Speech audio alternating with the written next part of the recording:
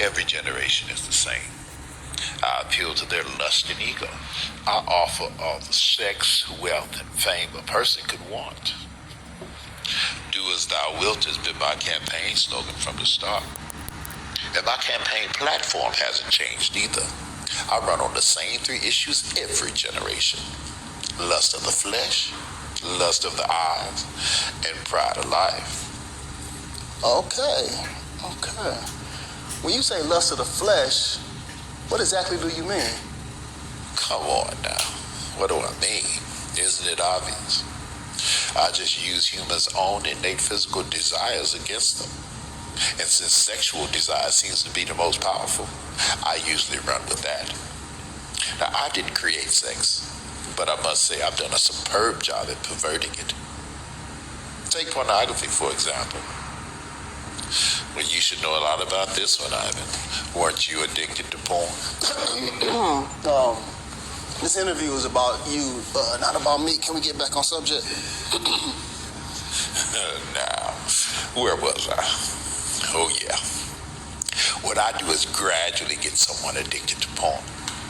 And once lust has had its full work and he and she can no longer restrain themselves, they usually look to act out their fantasies on someone. And sometimes that someone is a child. Now, my plan plays out perfectly. That abused child will eventually turn to a life of promiscuity and perversion themselves, allowing me to continue my vicious cycle. And here's the kicker. Many of those abused girls end up right in the porn industry. Now, how's that for irony? The second thing you had mentioned, I believe, you said lust of the flesh, lust of the eyes. Can you elaborate? Humans are never satisfied.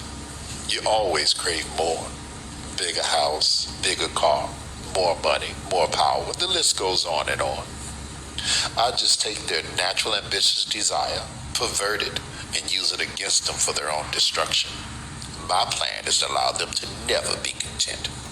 As long as I can keep them craving what others have, I can depend on them to argue, fight, even kill to get it. Humans are so easily tricked into jealousy. And you know what they say. Jealousy is as cruel as the grave. Yes, I have heard that before.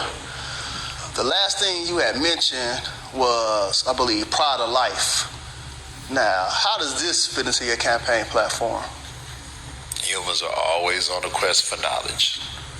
I trick the first humans to seek carnal knowledge over godly wisdom, and it's worked like a charm every generation since. With more knowledge comes more pride, and you know pride is my specialty. And since humans don't like to keep God in their wisdom, I'm able to seduce them with all types of things to help puff up their ego. Lately, fame has been my biggest seller. Who doesn't like attention and feeling more important than the next person? And once I make them famous, I can really use them to promote my agenda. With their help, I've convinced half of the world to not only accept sin, but to celebrate it. Do you know what has been my most enjoyable pride campaign to date? No, what? Well, my gay pride campaign, of course. Not only do I get the chance to promote your own self-destruction, I get to use God's logo, the rainbow, to do it. Love is love, right?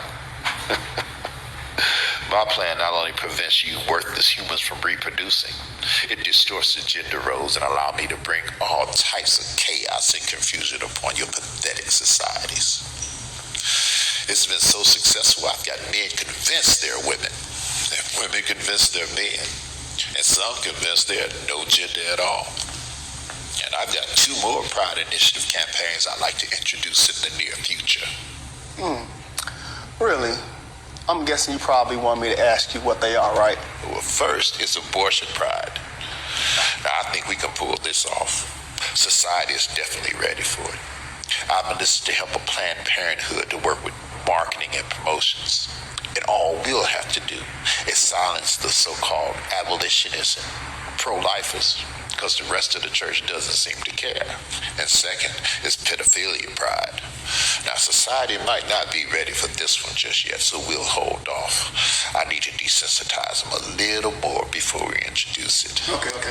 Let's change gears for a minute and talk about policy. Some may consider your policies destructive, dangerous even.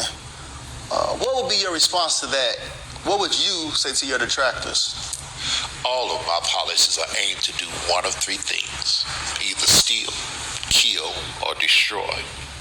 And if it's not doing one or all three of those things, then it's not in my agenda, and I'm not promoting it. Okay. I'm happy you said that. It seems as if you promote your agenda differently to different ethnicities.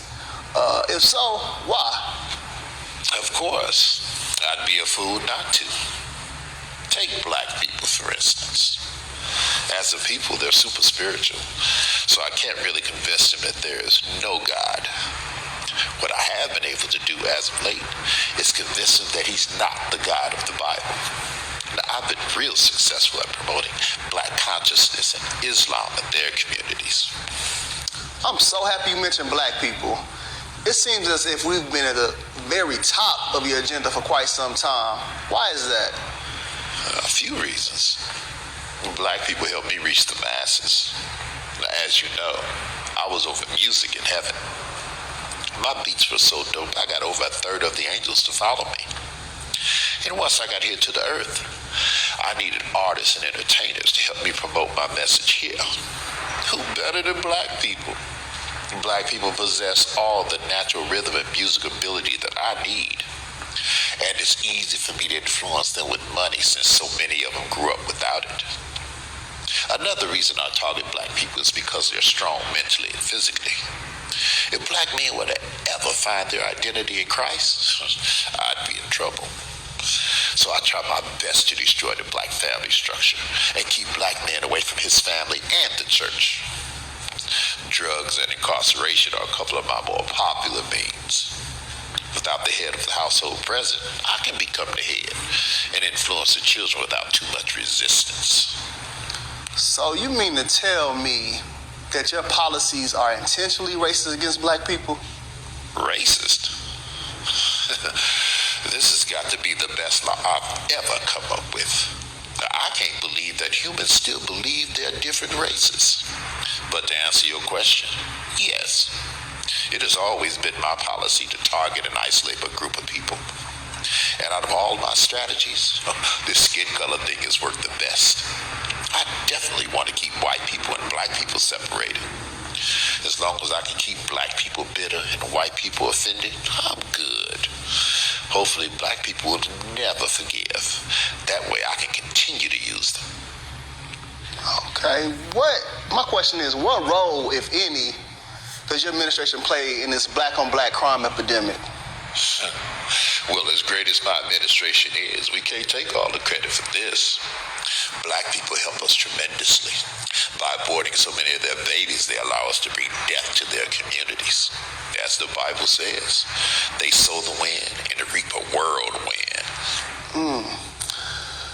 When implementing all of these policies, do you ever face any resistance or pushback? And if so, from who? One group in particular try to oppose every policy I try to implement. I would be so much further along in my agenda if it wasn't for them. Really? So what group is that? Those pesky, born-again Jesus followers. They're a real thorn in my side. Every generation they come together and try to dismantle one of my signature policies. Now, I've convinced half of the world that Jesus didn't exist and the other half that he wasn't divine. But I can't seem to convince them. They seem hell-bent on telling everybody about him and spreading his message. And some of them believe he's coming to unseat me in this generation. Crazy, huh? I tell you, those idiots are really messing with my legacy. Y'all, do y'all believe this shit? And he's talking about trying to promote people to have abortions. This shit crazy. I don't know how people don't believe in God. I don't get it. But like, share, comment, and follow